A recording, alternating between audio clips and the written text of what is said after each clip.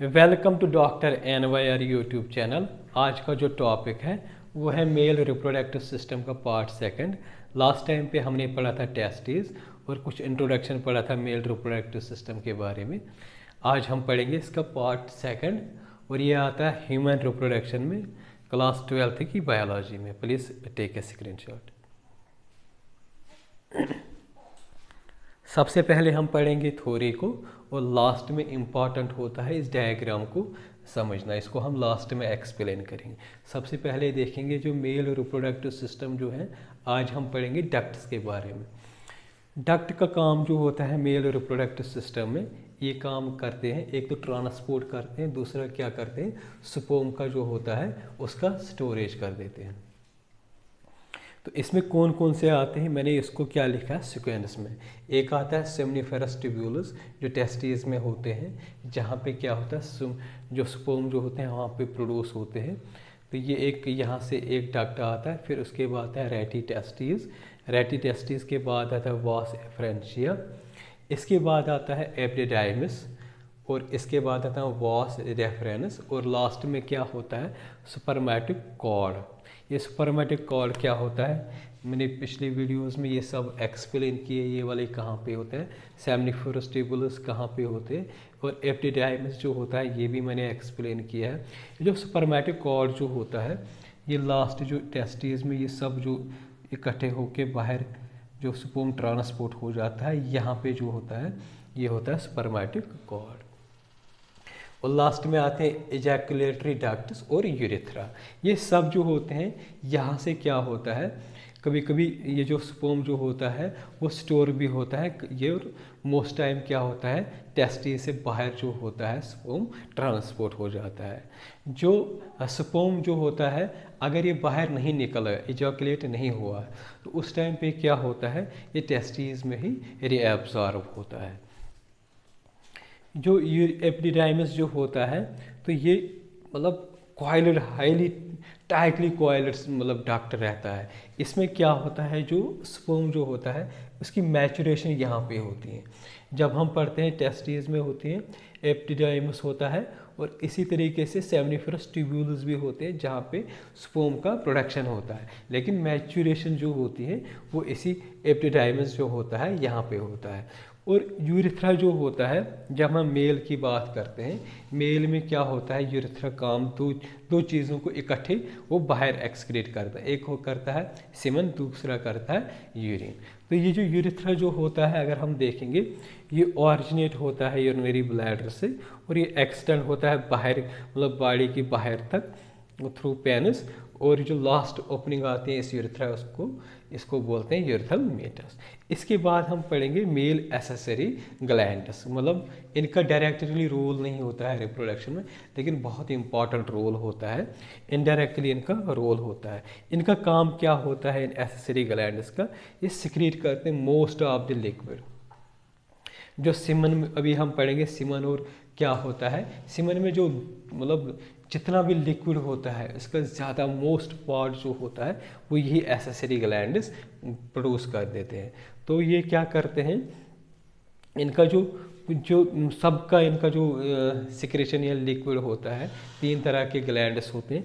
एक होता है pair seminal vesicles, prostate and pair bulbar urethral gland जो होता है, इनकी सबके सिक्रेशन को इकट्ठे क्या बोलते हैं, इनको बोलते हैं सेमिनल प्लाज्मा।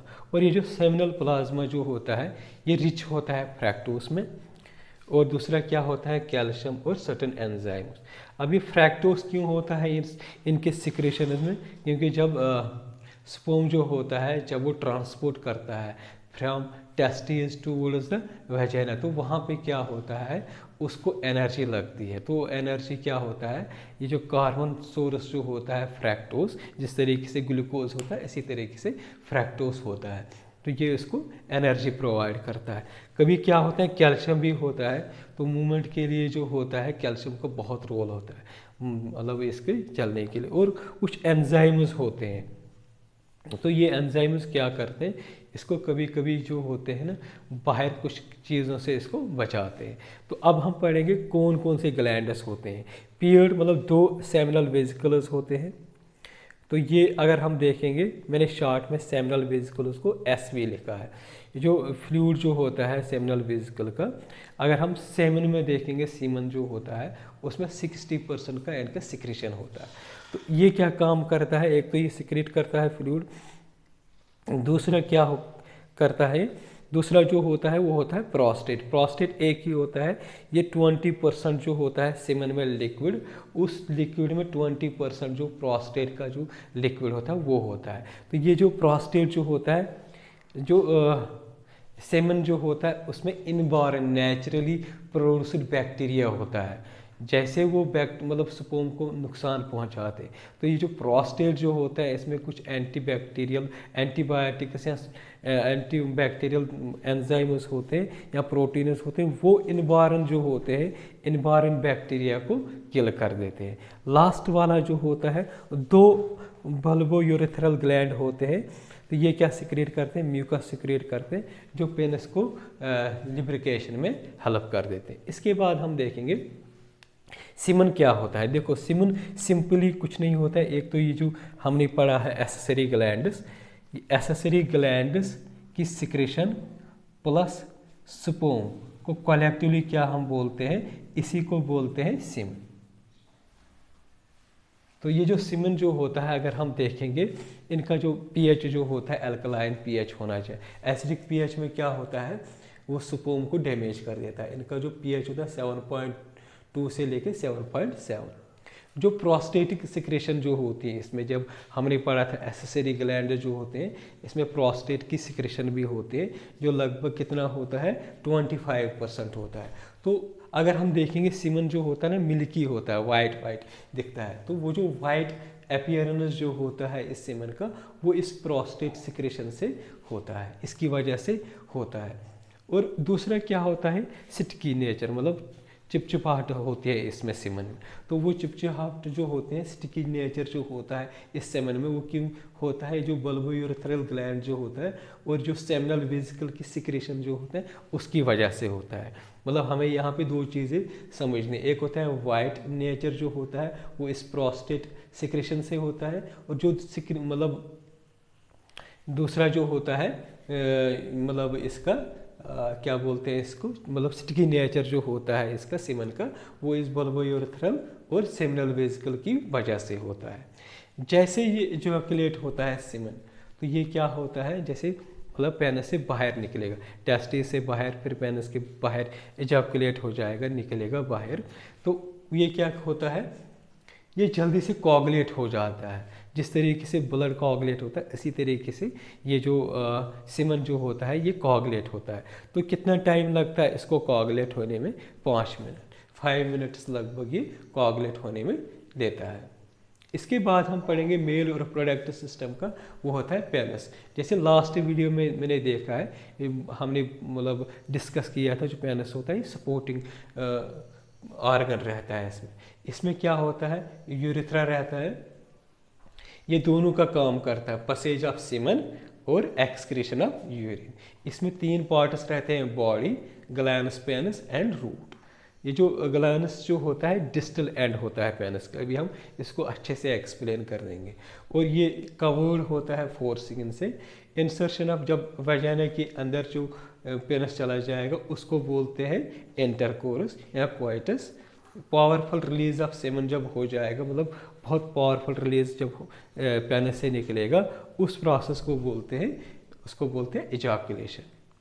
तो ये बाहर निकलता है। अब हम इस डायग्राम पे आते हैं। देखो ब्लैडर जो होता है ना, ब्लैडर यहाँ पे काम नहीं कर, तो इसी तरीके से डक्टस वास डेफरेंस जो होते हैं ये 2 होते हैं, एक राइट साइड से आता है, राइट टेस्टिस से आता है, दूसरा लेफ्ट टेस्टिस। मैंने यहाँ पे एक ही बताया है, लेफ्ट वाला। और यूरेटर भी होता है, ये किडनी से आता है, यूरिन लेके आते हैं। तो ये जो होते हैं ये पीछे होता है, यूरेटर पीछे होता है, ब्लैडर भी पीछे होता है। इनके ऊपर से जो वास डिफरेंस ओवरलैप करके आता है इसके ऊपर से। इसके बाद आता है सेमिनल वेसिकल। ये जो होता है ना यहाँ पे, ये ऑर्गन जो होता है इसी को बोलते हैं सेमिनल वेसिकल। तो सेमिनल वेसिकल का सामने से मतलब डक्ट क्या होता है, छोटी सी पाइप जहाँ से सिक्रेशन निकलती, ये वाला इसका डक्ट हो गया यहाँ पे। तो यहाँ पे भी सेमिनल वेसिकल होता है, यहाँ पे भी होता है, मतलब पियर्ड होता है। तो इसमें ये जो डक्ट होता है जहाँ से स्पर्म आएगा टेस्टिस से, मतलब टेस्टिस का मैंने यहाँ पे डायग्राम नहीं बनाया, वो यहाँ से ऐसे आएगा। फिर ये जो सेमिनल वेसिकल जो होता है इससे सिक्रेशन निकलते हैं, तो वो किसके थ्रू आता है, सेमिनल वेसिकल डक्ट के। ये जो आगे जब चलते हैं ये और ये जो है ना वास डेफरेंस, ये दोनों ज्वाइन हो जाते हैं, तो ये क्या करते हैं, एक नया डक्ट बना देते हैं जिसको बोलते हैं एजैकुलेटरी डक्ट। तो मतलब एजैकुलेटरी डक्ट क्या होता है, ये बनता है सेमिनल वेसिकल डक्ट से, और दूसरा जो होता है वास या डक्टस डेफरेंस से बनता है। इसके बाद जो आता है ये वाला जो होता है ये प्रोस्टेट होता है। प्रोस्टेट जो होता है एक ही होता है, लेकिन दोनों साइड जो होता है यहाँ से क्या होता है, यूरेथ्रा, ये पूरा यूरेथ्रा जो होता है ब्लैडर से ऑरिजिन होता है, तो ये पूरा पेनिस के टॉप तक चला जाता है।